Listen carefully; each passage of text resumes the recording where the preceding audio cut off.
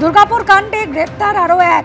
যেটা জানা যাচ্ছে যে গণধর্ষণ কাণ্ডে গ্রেপ্তারের সংখ্যা বেড়ে হয়েছে 4 জন। মনোজ বন্দ্যোপাধ্যায় আমাদের প্রতিনিধি রয়েছেন আমাদের সঙ্গে টেলিফোন লাইনে। মনোজ, আরও একজনকে আটক করা হয়েছিল, তাকে কি গ্রেপ্তার করা হলো? একদমই তাই। দেখো, আসানসোল দুর্গাপুর কমিশনারেটের পুলিশ আধিকারিক ডিসি অভিষেক গুপ্তা, তার সাথে আমাদের কথা হলো। এই যে জায়গা, এই জঙ্গল দিয়ে সে পালিয়ে গেছিল এবং আমরা দেখেছিলাম কালকে যে দীর্ঘক্ষণ ধরে পুলিশ তাকে সার্চিং করে। এই জায়গায় ড্রোন উড়িয়ে তল্লাশি করা হয় এবং তারপর পরবর্তী ক্ষেত্রে তাকে ধরা হয়, ধরে থানায় নিয়ে আসা হয়। সেই চিত্র আমরা দেখেছিলাম যে তাকে নিয়ে এসে থানায় ভেতরে ঢোকানো হচ্ছে এবং তারপর দীর্ঘক্ষণ ধরে তাকে জেরা করা হয়। যেটা পুলিশ সূত্রে বলা হচ্ছে যে 5 জন এই ঘটনায় যুক্ত ছিল। 3 জনকে পুলিশ আগেই গ্রেপ্তার করেছে। চতুর্থ ব্যক্তি শেখ নাসিরউদ্দিন, সেও এই যে campus IQ city medical college তার পাশেই যে বিজরা গ্রাম, সেই বিজরা গ্রামের বাসিন্দা, তাকে গ্রেপ্তার করা হয়েছে। আজকে তাকে দুর্গাপুর মহকুমা আদালতে তোলা হবে। তাকেও পুলিশ নিজেদের হেফাজতে নেওয়ার আবেদন জানাবে, এমনটাই পুলিশ সূত্রে বলা হচ্ছে। এবং পরবর্তী ক্ষেত্রে এই 4 জনকে নিয়ে পুলিশ এই জায়গাতেও আসতে পারে, হয়তো আজকে বা আগামীকাল এখানেও আসতে পারে। এই জায়গায় যে ঘটনাটা ঘটেছিল সেটাও পুলিশ জানার চেষ্টা করবে যে কার কি ভূমিকা ছিল, এমনটাই পুলিশ সূত্রে বলা হচ্ছে। এবং 5ম যে ব্যক্তি, তার খোঁজও তল্লাশি চলছে, তারও কিন্তু এই জায়গাতেই বাড়ি, তার খোঁজও তল্লাশি চালাচ্ছে পুলিশ, এমনটাই পুলিশ সূত্রে বলা হচ্ছে। ধন্যবাদ মনোজ।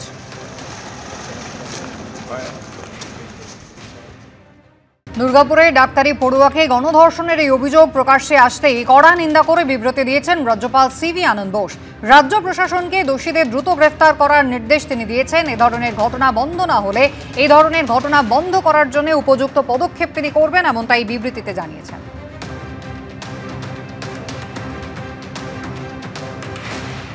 আর এই অবস্থায় মুখ্যমন্ত্রীর মন্তব্য নিয়ে কিন্তু বিতর্কও শুরু হয়েছে। প্রাইভেট মেডিকেল কলেজগুলোর দায়িত্ব থেকে রাত 12:30টায় কিভাবে বাইরে বেরোলো?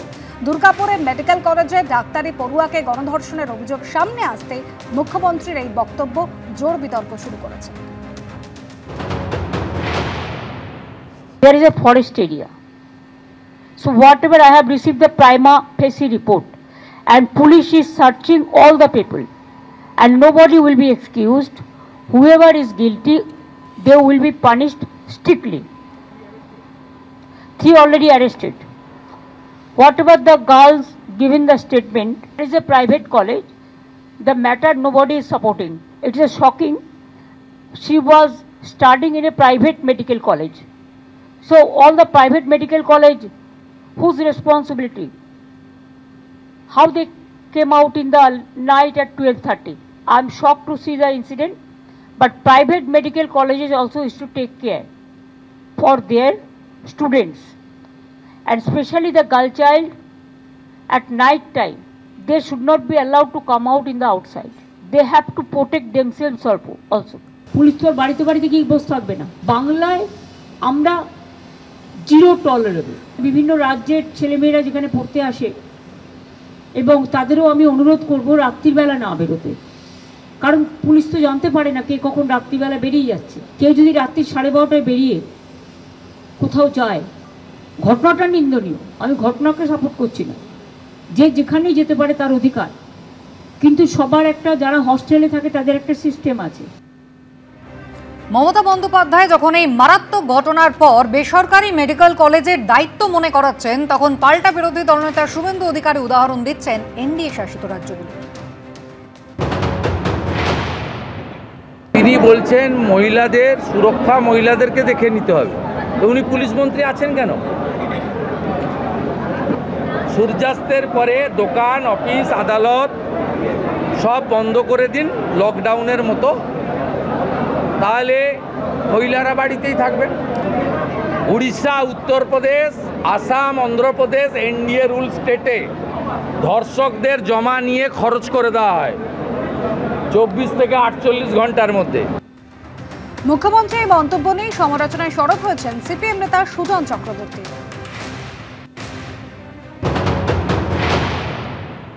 প্রাইভেট মেডিকেল কলেজ হোক আর যাই হোক, তার সিকিউরিটি তো তার চৌহদ্দির মধ্যে, কিন্তু ক্যাম্পাসের বাইরের সিকিউরিটি কি ক্যাম্পাসের কলেজের যারা দায়িত্বশীল তাদের উপর নির্ভর করে? রাজ্যের প্রশাসন ফেল, পারলে মুখ্যমন্ত্রী অপরাধ স্বীকার করুন। শুক্রবার রাতের এই ঘটনা। শনিবারই ঘটনাস্থলে গিয়ে নির্যাতিতার সঙ্গে কথা বলেন এবং কলেজ ক্যাম্পাসেও যান জাতীয় মহিলা কমিশনের প্রতিনিধিরা। জাতীয় মহিলা কমিশনের সদস্য অর্চনা মজুমদার সোশ্যাল মিডিয়ায় লেখেন, মুখ্যমন্ত্রী মমতা বন্দ্যোপাধ্যায়ের রাতে ক্যাম্পাসের বাইরে না বেরোনোর মন্তব্যের সঙ্গে তীব্রভাবে দ্বিমত পোষণ করছি। একবিংশ শতাব্দীতে যখন আমরা লিঙ্গ সাম্যের কথা বলছি, তখন এ ধরনের বক্তব্য রাতের শিফটে কাজ করা মহিলাদের জন্য ডাক্তার, নার্স, আইটি কর্মী এবং অন্যান্যদের মনোবল ভেঙে দেওয়ার মতো। এই মানসিকতা পশ্চিমবঙ্গকে 50 বছর পিছিয়ে দেবে।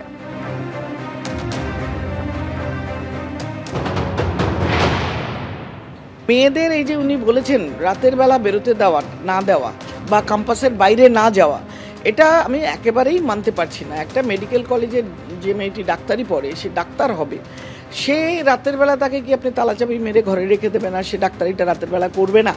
এটা হতে পারে না। আমরা জেন্ডার ইকুয়ালিটি, জেন্ডার সেন্সিটাইজেশন এবং পাওয়ার, মেয়েদের এম্পাওয়ারমেন্টের কথা বলি। আমরা মেয়েদের শিক্ষিত করে সমান কদমে পুরুষের সাথে এগিয়ে চলতে বলি। আমাদের সরকার এবং আমাদের ব্যবস্থার মধ্যে আমরা প্রত্যেকটা মেয়ের পাশে দাঁড়াবার কথা বলি। প্রাইভেট মেডিকেল কলেজের এত ঝাঁ চকচকে ইনফ্রাস্ট্রাকচার, সেখানে রাস্তার মধ্যে 10টা modern camera, rotating camera, AI camera, এইসব যত কিছু বেরিয়েছে, সেগুলো কেন দেওয়া হয়নি? সরকার কেন দেয়নি? সরকারের উল্টো দিকে রাস্তার মিউনিসিপ্যালিটি কেন দেয়নি? মিউনিসিপ্যালিটির বদলে প্রাইভেট হসপিটালের গেটের বাইরে বা ওয়ালে কেন দেওয়া হয়নি? মেয়েদের এই যে হাজারখানেক মেয়ে, ডাক্তার, নার্স, ফ্যাকাল্টি রয়েছে, এদের নিরাপত্তার কথা সরকারের মনে হয়নি। রাজ্যে এসআইআর প্রস্তুতি যখন তুঙ্গে, তখন বসিরহাট পুরসভার 17 নম্বর ওয়ার্ডে মাথাচাড়া দিল ভুতুড়ে ভোটার তরজা। এই নিয়ে ভুয়ো ভোটারের অভিযোগ তুলে তৃণমূলকে আক্রমণ করেছে বিজেপি, পাল্টা উত্তর দিয়েছে তৃণমূল। এলাকায় নেই, তবে ভোটার তালিকায় বহাল তবিয়তে রয়েছেন। একটা দুটো নয়, এরকম উদাহরণ ভুরি ভুরি। ভোটার তালিকার বিশেষ সংশোধন বা এসআইআর নিয়ে যখন রাজ্য রাজনীতিতে তোলপাড় চলছে, তখন উত্তর 24 পরগনার বসিরহাট পুরসভার 17 নম্বর ওয়ার্ডে মাথাচাড়া দিল ভুতুড়ে ভোটারের তরজা। যেমন মোনালিসা দত্ত, একসময় বসিরহাট পুরসভার 17 নম্বর ওয়ার্ডেরই বাসিন্দা ছিলেন, কিন্তু পরিবারের দাবি বিয়ে হয়ে শ্বশুরবাড়ি চলে গেছেন 1 যুগ আগে। ঠিকানা পরিবর্তন হলেও ভোটার তালিকায় নামটা রয়ে গেছে। পরিবারের দাবি বারবার প্রশাসনকে বলা সত্ত্বেও ব্যবস্থা হয়নি। 2013 সালে বিয়ে হয়েছে ও কলকাতা লেবুদার পার, যে ভোটার লিস্টে ভোট তো আমরা বারবারই বলে দিয়েছিলাম, লিখিত কিছু দেয়নি, ওখানে ভোটার লিস্টের নাম উঠে গেছে। আমি চাইছি তো ভোটার লিস্ট থেকে নাম কেটে। ইনি দীপ মুখোপাধ্যায়, বসিরহাট পুরসভার 17 নম্বর ওয়ার্ডেরই বাসিন্দা। তার দাবি 10 বছর হয়ে গেল পরিবারের 2 সদস্য কর্মসূত্রে অন্যত্র থাকেন, কিন্তু ভোটার তালিকায় এখনো তাদের নাম জল করছে। 10 থেকে 12 বছর আগে বিয়ে হয়ে গেছে, তাদের নাম এখনো 17 নম্বর ওয়ার্ডের সমস্ত ভোটার লিস্টে আছে। এই নাম সব কাটা যাওয়া উচিত। বহুত মৃত ভোটার আছে এক একটা ভোটার লিস্টে। আর কয়েক মাস পরেই রাজ্যে বিধানসভা নির্বাচন। সূত্রের খবর, তার আগে আগামী সপ্তাহেই রাজ্যে এসআইআর শুরু হওয়ার কথা। এই পরিস্থিতিতে ভোটার তালিকা ঘিরে এহেন অভিযোগ সামনে আসায় শুরু হয়েছে রাজনৈতিক চর্চা। প্রত্যেক ওয়ার্ডে পাওয়া যাবে বসিরহাটের ডেমোগ্রাফি লাস্ট 20 বছরে যা পরিবর্তন হয়েছে, সেটা বায়োলজিক্যালি সম্ভব নয়। অনুপ্রবেশের মধ্য দিয়ে, মুসলিম অনুপ্রবেশকারীর সংখ্যার মধ্য দিয়ে এই সংখ্যাটা বেড়েছে। মৃত ভোটারের যে বাদ দেওয়ার কাজটা কিন্তু ইলেকশন কমিশনের, নতুন নাম ঢোকানোর কাজটা ইলেকশন কমিশনের। ইলেকশন কমিশন গৈরীকরণের জন্য সম্পূর্ণভাবে তারা ভারতীয় জনতা পার্টির খপ্পরে পড়ে গেছে এবং তারা কিন্তু যে কাজটা করা উচিত সঠিকভাবে করছে না। ফর্মে করে অনলাইনে আপলোড করতে হয়। বাদ দেবে কে? Election commission. আমি তো বাদ দেবো না।